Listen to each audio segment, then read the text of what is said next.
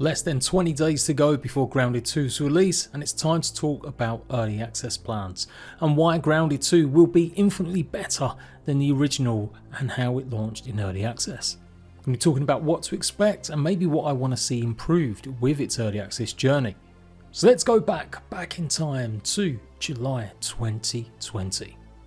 I've done quite a few retro videos where I basically booted up Grounded again using some Steam save functions and effectively played through old updates, as well as of course experiencing it for the first time, which back in 2020 was on my survival news channel.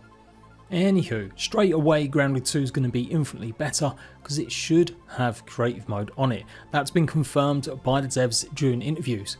You may take it for granted, but given that Grounded 1 didn't have this mode fully enabled, instead it had build mode. There weren't no bugs, you could absolutely run around and build to your heart's content without having to worry about any gathering resources, but it was kind of really boring without actual bugs running around. Before they finally added bugs to roam around and in custom mode really change and mix up the gameplay. So expecting all of the latter day kind of options of Grounded in Grounded 2. That should be pretty obvious.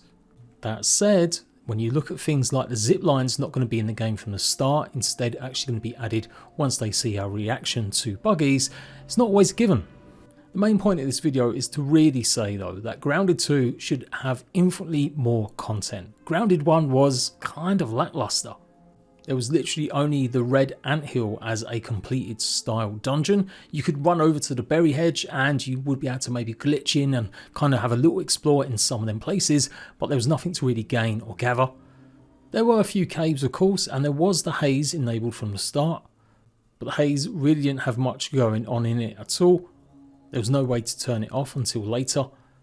And yeah, apart from a few caves where the wolf spiders lived, especially under the plank, there really wasn't that much going on. You had the wetlands that had some of the larvae, the bombardier beetle trail kind of tunnel underneath the trail, and of course the oak table. But the pond, no content at all in the pond other than just some resources that you couldn't even really gather. No creatures either.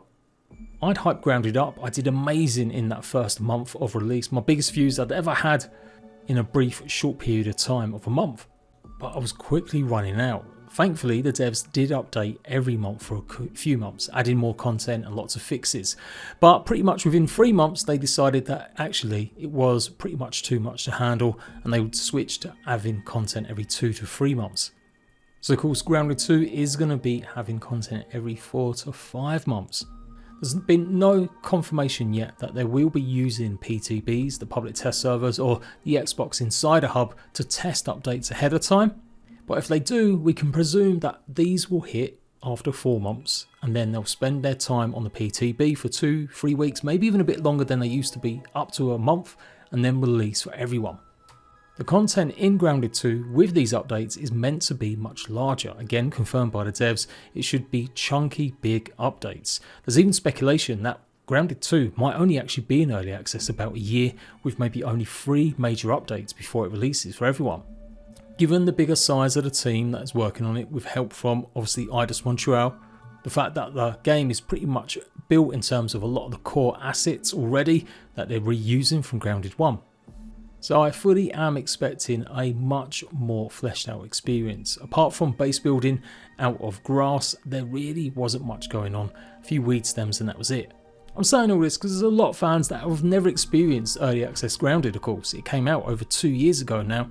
So a lot of fans just take for granted everything that was in the game.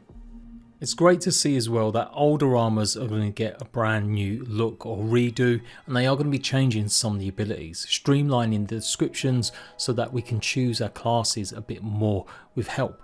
Compared to the original where Grounded literally only had about 5 armor sets and maybe like 6 weapons and everyone used the mint mace, it's going to be so good. That's going to be literally 10 to 12 armor sets, 10 of them brand new apparently, coming to Grounded 2 with early access launch. And all the weapons, dual wielding and the dodge and stuff. That's why Grounded 2 is going to be so much better. That said, last warning with this, of course, not every sequel ends up being as good. If you think to games like Below Zero, which was technically a DLC that got fleshed out more, a lot of people say that's not as good as the original for Subnautica. A lot of people don't like The Last of Us 2 compared to the original. For every success that a great new sequel gives, there's definitely some big flops and failures. State of Decay 2 kind of needed a lot of work before it was accepted as a worthy sequel. But call me a fanboy, I'm pretty confident that Obsidian and Eidos Montreal are going to do a great job at making sure that Grounded 2 really succeeds with this Act 1 filled with content and stuff to do, and then fleshing out obviously the next stages. With supposedly Grounded 2's map being literally the same size as the current backyard that you experience in Grounded 1, it does seem like there's going to be a hell of a lot more content. But of course, there is that intrepidation that we're going to be having to explore further to maybe go to some of these places, hence why we might need things like the buggies. Bigger, frankly, isn't always better. That's what your mum said. For sure, I've played plenty of maps where it was just boring going from one place to the other because there wasn't anything going on. And while Grounded 1's map was pretty small, it was jam-packed with stuff. So eventually you would know every landmark if you was a hardcore fan of it, or even actually just a decent fan. Point being, it would still get repetitive, hence why it was so good when we thought New Game Plus was going to really freshen the experience. And although it did, it maybe needed a bit more time. And yes, obviously don't expect things like full-fleshed New Game Plus. How are they going to add that to a game that's not even complete? So we won't see that to 1.0 if they do decide to add it.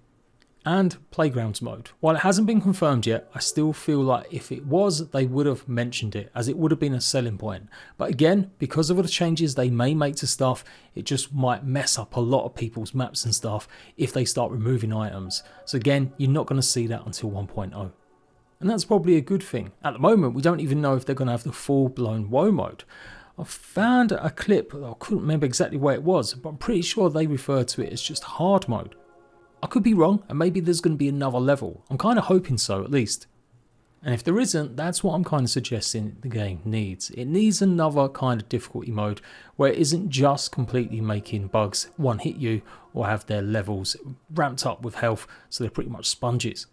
In my opinion, Grounded 2 has to come with custom modifiers, although there would be an argument that Obsidian kind of want to see how the balance is for the game before allowing people to really customize it, and then having issues with people complaining this is too easy or too hard and not realizing that they messed around and changed some of them difficulty settings. That's why actually a lot of survival games, or games in general, don't add creative modes at launch. They do wait until they get the game obviously working a bit and running, and sometimes it's down to time, but a lot of time it is down to working out the balance for the base game mode. But I would say they've got enough experience and enough data that they can collect it better than other devs from the original to hopefully add some of these options to make the game as easy or as hard as players want. We know whether it's going to be WoW or hard modes that your buggies will die permanently if you don't go ahead and revive them. And on the other modes, they'll simply return to their stable and you'll be able to use them a few hours later. And that's going to be a huge thing, of course. Buggies are going to add even more content. I'm kind of disappointed slightly. I know, I want everything on the stick. But 2 buggies, it would have been nice to have a couple more. And we know Obsidian have got them. They're literally holding them back to see what the balance is like with an Ant Soldier and an Orb Weaver. So don't think it's a case of them not adding any more buggies if anyone doesn't still like the idea of mounts in Grounded. They're definitely coming no matter what. It's just about what kind of abilities they might need fine tuning and what kind of order they might go with certain updates. That's a huge change from us not even getting pets until much later when we finally got the Hazy update, I do believe, when we could finally build the brick pet houses. I am hoping that pets are making a return. It kind of makes sense they would. Why not still just teleport exactly the same settings? But there does need room for improvement, especially with the things like the bugs' personalities. Are they going to have that for the buggies themselves? Are they actually going to make a difference? Especially even with just the pets. These are the kind of details I can't wait to find out. But yeah, for sure, I pretty much was about to skip off Grounded because there just wasn't enough content being produced. Hence why I carried on doing what I always do and play a lot of other games. And that eventually led to my Ground reviews suffering, because even though I did lots of great videos, guides and stuff showing people, I started to notice that my views were dropping and other Ground tubers were starting to get good views. And that's because I was flooding my other channel with just everything that I'd always done. Ark, Valheim, Rust, DayZ, you name it. And Jade Lore here, but that's why I created my second channel. It was meant to be more of a home for younger kind of audience, family friendly survival and crafting games, maybe even a bit of city builder action. And apart from success with Power World, Core Keeper and maybe a little bit Lego, I actually did end up making it pretty much still just grounded. Anywho, upgrade systems. We know they're coming back. The upgrade rocks are going to be in Grounded 2. We saw some of the pictures of them in some of the screenshots. Now the upgrade system got changed a bunch of times during early access, but the core way of doing it remained that you would just basically bash some of these rocks until eventually we made the recipes that we could craft some of them ourselves for the ingots. I really am hoping that we do get the opportunity to have these respawn in Grounded 2, make it an event that an earthquake happens and they all rise out. Or just don't even bother trying to explain it, just make it a resource like any other that can respawn. Otherwise, give us decent recipes to utilise, not just relying on only 1 or 2 bugs. Just make it that we've got to use more bug parts to craft ingots, perhaps, from lesser bugs, and obviously the big ones will give us a big boost. That could be how they kind of borrow stuff from their New Game Plus. If you kill certain creatures in New Game Plus, the bosses particularly, you get more of the resources obviously to go ahead and craft some of the super upgrades so that you can get your weapons and armour past level 10. With Grounded 2 being in early access, which is still relatively unusual unless you look at things like Subnautica, there's definitely some improvements I want to see. I want to see more interaction about what to expect. I'm not talking spoiling and adding creatures to Twitter and Discord every other week, but giving more players a heads up about some balance changes that are going to take place. Adjustments, resources, a little bit more dialogue. The community team have always been fantastic with Grounded, and they would often do Q&A sessions during their Casually Grounded every week. The patch notes are great, and they did fantastic video reviews going through all the changes of an update. But we didn't always get a heads up about what was changing, and that led to sometimes a bit of friction, especially when it came to things like the upgrading of weapons and armour and how they change stuff. Grounded 2 is going to be in a better start from that. It has got lots of the assets and stuff, and it seems like they've got these updates already planned, but they just want that bit of feedback. But I hope they really are going to recognise our feedback and implement it in real time, and then give us an idea of, yep, we're doing this for this next update. This is going to be even more important since the updates are going to take longer. I love Valheim, I'm big friends with Valheim devs, and I respect and appreciate updates take time. Back in the day though, I wasn't always that way. When Grounded was going through a bit of a patch and not having these updates until every 3 months, I was kind of critical, saying they need to do more. That's because I was thinking about all the money that Microsoft had. They'd just bought Obsidian a year before Grounded came out. So I just couldn't work out why they weren't going mad. They were saying that millions of people were playing Grounded. Why weren't they tripling their dev team to get more functions out? But it was actually becoming friends with the Valheim devs that made me start to see things better. I got to know a little bit behind the scenes about how hard work it goes into from a small team, and while sometimes you don't really want to go big on having even more developers. It sounds good in theory and practice, and every chud in the comments might be saying, no, we need more. But so many times you've played AAA garbage where it's had hundreds and hundreds, maybe even thousands of developers, games from Assassin's Creed and stuff like that, and it's been messes. Because it's hard to manage all of these people and make it all cohesive. When you've got a smaller team, you're all pulling in the right direction together, you're communicating more. So yeah, I got to appreciate that, getting to know the Valheim devs and how much hard work goes into it, and making sure that the updates are good. Not just rushed out like absolute junk like Ark, and sometimes even Conan, who had a great cadence of updates, but they would often be buggy and broken too. Listen, I'm always going to use these kinds of examples because that's all I've played for the last 10 years is these types of survival games. So almost like a warning to players, if you've not experienced early access before, you are going to have maybe these periods with not as much content. And while it would be nice maybe to get a fresher update, especially for me being a content creator, I'm respecting what Grounded are probably doing with their vision and a team that they've got. Not over hiring and then having to let go of a bunch of staff only a year later because Daddy Microsoft needs to claw back some AI money. But that still means I want better communication, or a little bit more I should say, maybe not better. Give us the heads up more, involve us more with polls and stuff. Maybe not mob votes, but even things like letting us have a tease about what we want to see next in terms of like a new creature or a new weapon. These are the things that Casually Grounded should be more based around if it comes back, and we don't even know if it is. While it's great being part of the community of streamers that got to go and play with Eric and Chris and some of the other devs, or they came to our worlds, which I've had many times and it's a privilege, I would like to see that only become half of what they do, and the rest of it is really about going through changes and stuff. They would do this occasionally, and definitely around trade shows like PAX and stuff, we'd see lots of info about the next update perhaps. But yeah, I want to see write-ups as well. It'd be nice to get a grounded newsletter ahead of updates, giving us some details. They could then include community stuff, and that's one thing I'll give ARK a bit of props over the years. They've done community crunches for years where they would show off creations, art, pictures, videos, but also give a rundown of things sometimes, or talk about release dates and stuff. I basically don't want the info to only be given through just one stream a week, or maybe a vlog video now and then.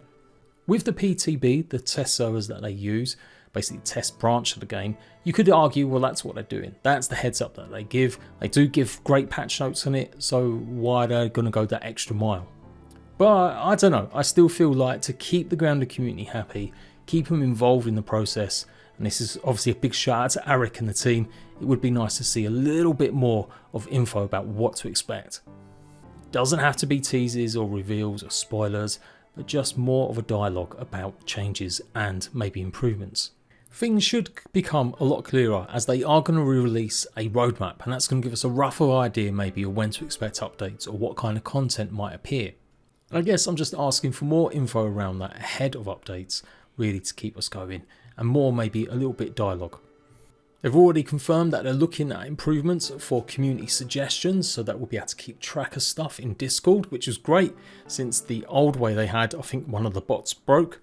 It'd be really nice to be able to track everyone's suggestions and see them rank up and look at the top 10 suggestions that have been liked by everyone. And they have confirmed they're going to be using the equivalent of like a Trello board to keep track of long persistent bugs or things that are maybe not game breaking and something that needs to be fixed, but they'll let people know that they're going to actually be worked on soon. Again, Grounded mostly did that pretty well, and they had great support where you could raise a ticket if something was wrong with your game and get support that way. So I'm expecting all that stuff to happen too. So you guys let me know, do you agree, disagree? How did you find the early access experience? If you never got to play it, what's it like watching older videos sometimes? Do you wonder how far Grounded has come? Or are you really expecting big things from Grounded 2 and it must have certain features? Let me know what it's got to have when it launches on the 29th of July. Until next time, RATBAGGERS, I'll catch you later.